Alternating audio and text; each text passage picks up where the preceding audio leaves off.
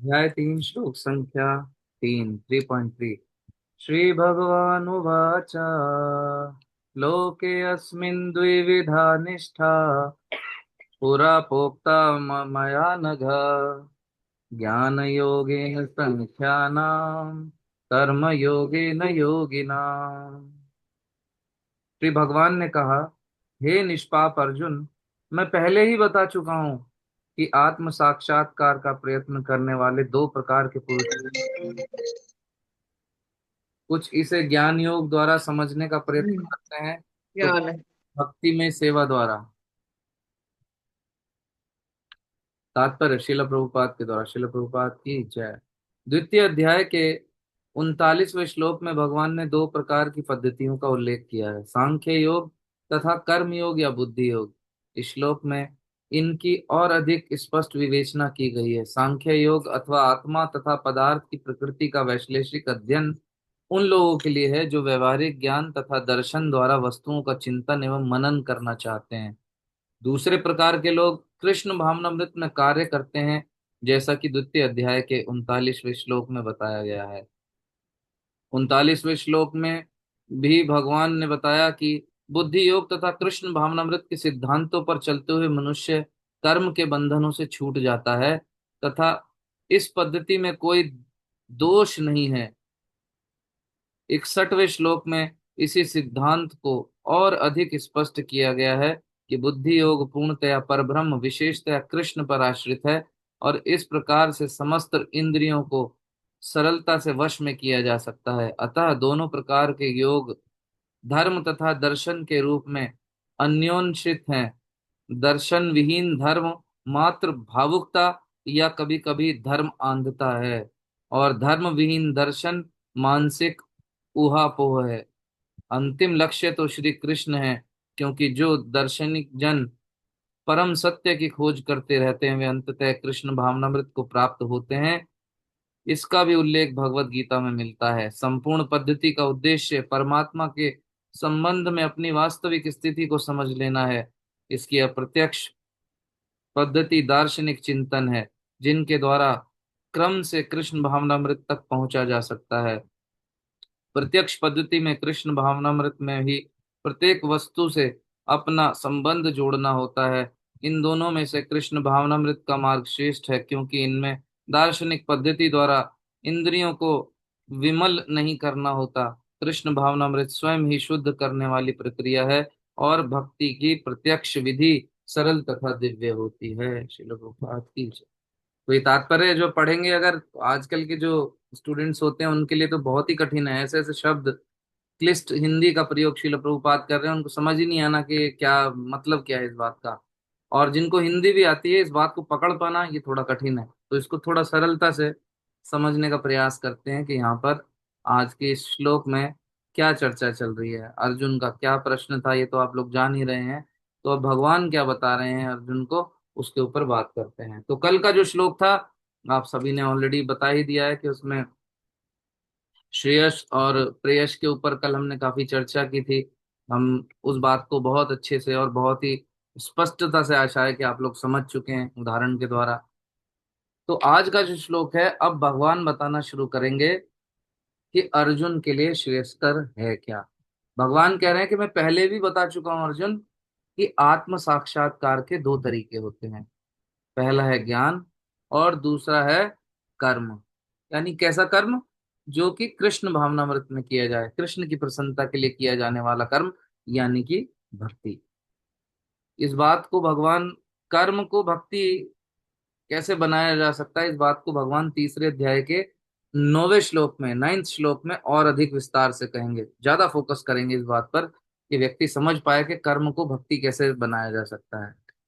तो दो बात कही भगवान ने कि आत्म साक्षात्कार करने की दो विधियां हैं, एक है ज्ञान और एक है भक्तिमय कर्म या भक्ति कह लें।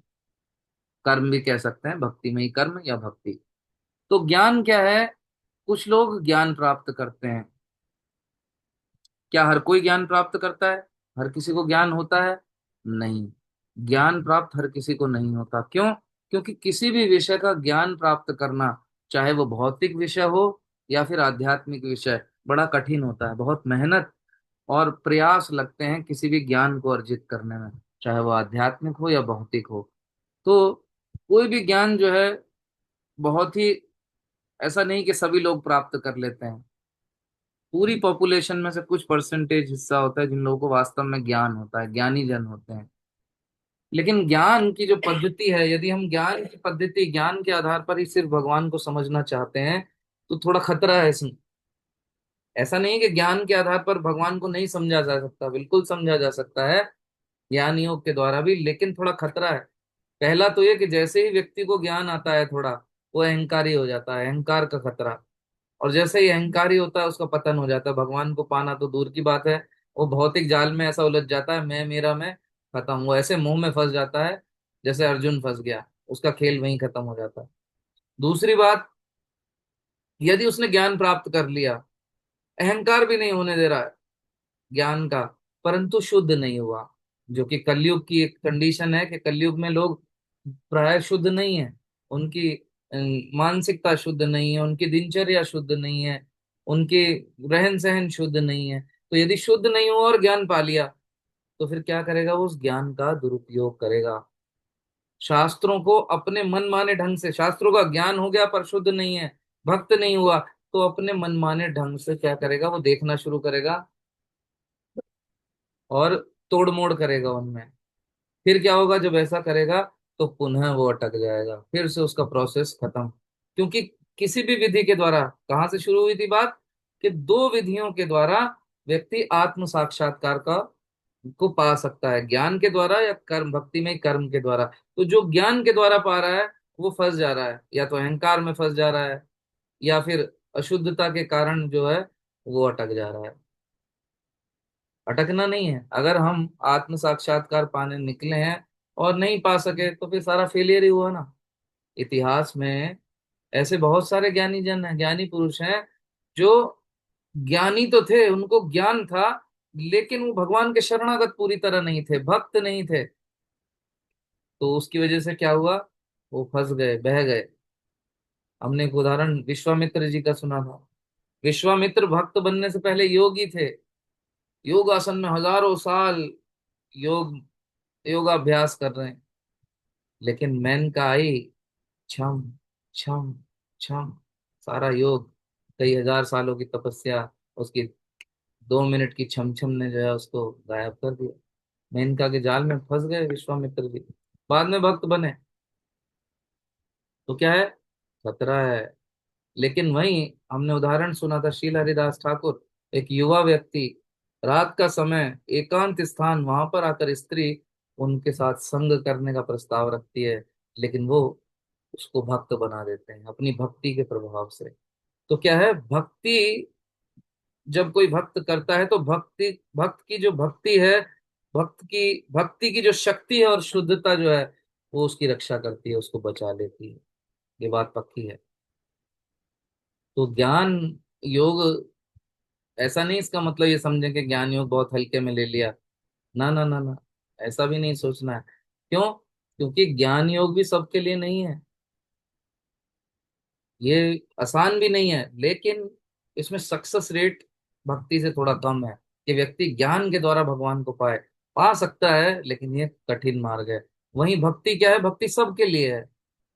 प्रभुपाद जी कहते हैं कि भक्ति गर्भ में पल रहे बालक के लिए भी है, बाहर जो आ गए उनकी तो बात ही छोड़ो, जो गर्भ में पल रहे हैं बच्चे, वहां से भक्ति प्रारंभ की जा सकती है। प्रहलाद महाराज ने कहाँ से की, माँ के गर्भ से, कयादू के गर्भ से भक्ति प्रारंभ की।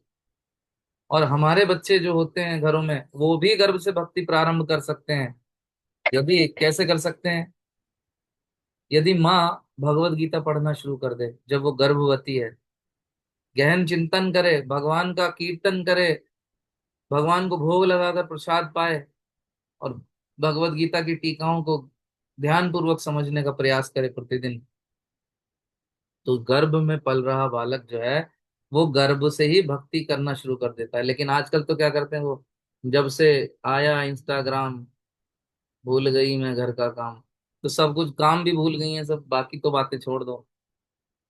तो भक्ति क्या है, सरल है और सर्वश्रेष्ठ भी है, ज्ञान से बहुत बेहतर है।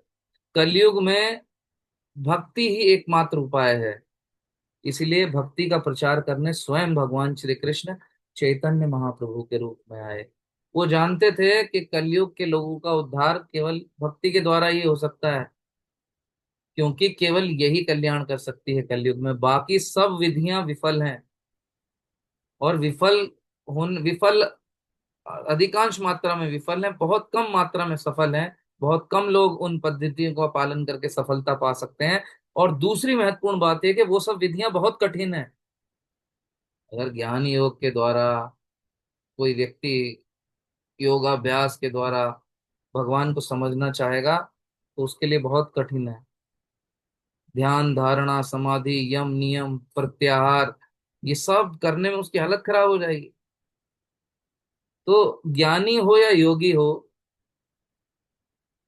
या भक्त हो, सबका अंतिम लक्ष्य क्या है? आत्म साक्षात्कार करना। यदि आत्म साक्षात्कार नहीं हुआ तो फिर कोई लाभ नहीं। तो आत्म साक्षात्कार है क्या वास्तव में? ऑलरेडी हम चर्चा कर चुके हैं। आत्म साक्षात्कार का अर्थ है ये जानना कि मैं कौन हूँ, भगवान कौन है, भगवान से मेरा संबंध क्या है। और संबंध को जान लिया तो फिर अब मुझे भगवान की सेवा में किस प्रकार लगना है। तो योगी और ज्ञानी को ये सब समझने में बहुत समय लग जाता है कि मैं कौन हूँ, भगवान कौन है, उनके साथ क्या संबंध है। भक्त ऐसा नहीं कि समझ नहीं पाता, समझ लेगा, लेकिन बहुत समय लेता है उस चीज के लिए। और जब समझ भी लेता है तो जीवन में उतारने में भी फिर बहुत समय लेता है। सिर्फ जान लेना, किसी चीज का ज्ञान हो जाना, ये पर्याप्त नहीं है, उसको जीवन में भी उतारना पड़ता है। झूठ बोलना पाप है, सिर्फ सच बोलना चाहिए, सब जानते हैं, लेकिन जीवन में कितने लोगों ने उतारा। तो सिर्फ ज्ञान होने से भी काम नहीं चलेगा। लेकिन वही जो भक्त है, वो पूर्ण ज्ञान न होते हुए भी जब भगवान की भक्ति में लग जाता है तो वो सफलता पा लेता है। कितने भक्तों को भगवान का पूरा ज्ञान है? जितने लोग प्रवचन कर रहे हैं क्या उनको है? बिल्कुल नहीं। बड़े बड़े संत महात्मा, क्या उनको भगवान का पूरा ज्ञान है, भक्ति का पूरा ज्ञान है? बिल्कुल नहीं। लेकिन सब भक्ति में लगे हैं और अंत समय में भगवान का स्मरण करके भगवान के धाम चले जाते हैं। ये इनडायरेक्ट प्रोसेस है, बिल्कुल योगा जैसा ही। तो क्या है, भगवान को पा लेना भक्ति में बड़ा ही आसान है। वहीं योगाभ्यास के द्वारा भगवान को जानना, ज्ञान के द्वारा भगवान को जानना है बड़ा ही कठिन है। सीधा जानो कौन है भगवान, मैं कौन, मैं उनका भक्त, उनका दास, चलो उनकी सेवा में लगता हूँ। योग करके समाधि की स्थिति को पाना बहुत कठिन है, प्रभुपाद जी बताते हैं। वहीं भक्ति के द्वारा आत्म साक्षात्कार की स्थिति को पा लेना बहुत अधिक सरल है, आसानी से पाया जा, मतलब आसान तो नहीं है, लेकिन योग पद्धति से आसान है। उसको कैसे आसान है? आप घर में भोजन पका रहे हैं, खाइए, आप वैसे भी पकाएंगे, भगवान को भोग लगा देना है, सिंपल। गाना सुनना है, कीर्तन करने लगो, सबको पसंद है, हो गई भक्ति, सिंपल है। तो बहुत सुंदर उदाहरण से इस बात को समझ सकते हैं कि ज्ञान योग और भक्ति योग में फर्क क्या है। रूपा जी कहते हैं ज्ञान ज्ञान की पद्धति के द्वारा भगवान को पाना ऐसे है कि कोई 100वीं मंजिल पे जाना चाहता है और वो ऊपर जाने के लिए सीढ़ी का प्रयोग करे, सीढ़ियों से जाए। और भक्ति योग क्या है? वहीं 100वीं मंजिल पे जाना है, लिफ्ट का प्रयोग करे। क्या सरल है। ऐसा नहीं है कि सीढ़ियों से नहीं पहुंचेगा ऊपर, निसंदेह पहुंच जाएगा। कई बार लोग कहते हैं, क्यों, ज्ञान के मार्ग से भी तो भगवान को पाया जा सकता है। बिल्कुल पाया जा सकता है, लेकिन ये वैसे ही है जैसे कोई सीढ़ी चढ़ के 100वीं मंजिल तक जाए। आपकी सांस फूल चुकी होगी और 6 बार आप पानी पी चुके होंगे, 4 बार बीच में रेस्ट ले चुके होंगे, और जब तक आप ऊपर पहुंचेंगे 100वीं मंजिल तक, जिस काम के लिए आप गए थे, जब वहां पहुंचेंगे उसके लायक नहीं बचेंगे आप।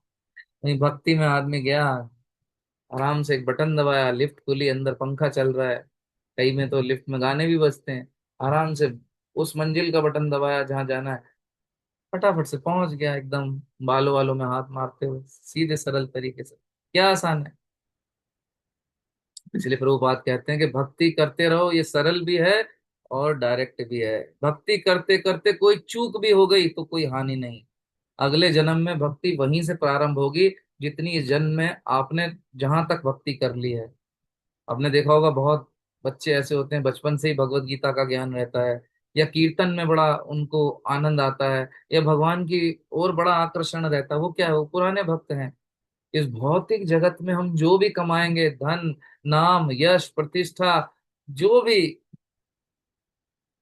जितनी भी हमारी उपलब्धियां होंगी यहीं रह जाएंगी। लेकिन भक्ति एक ऐसी चीज है जो, क्योंकि न भक्ति इस भौतिक जगत की है और ना हम इस भौतिक जगत के हैं। ये शरीर है इस भौतिक जगत का, ये यहीं रह जाता है। सारी भौतिक चीजें जो इस शरीर से हमने कमाई इसके साथ जुड़ी हैं यहीं रह जाती हैं।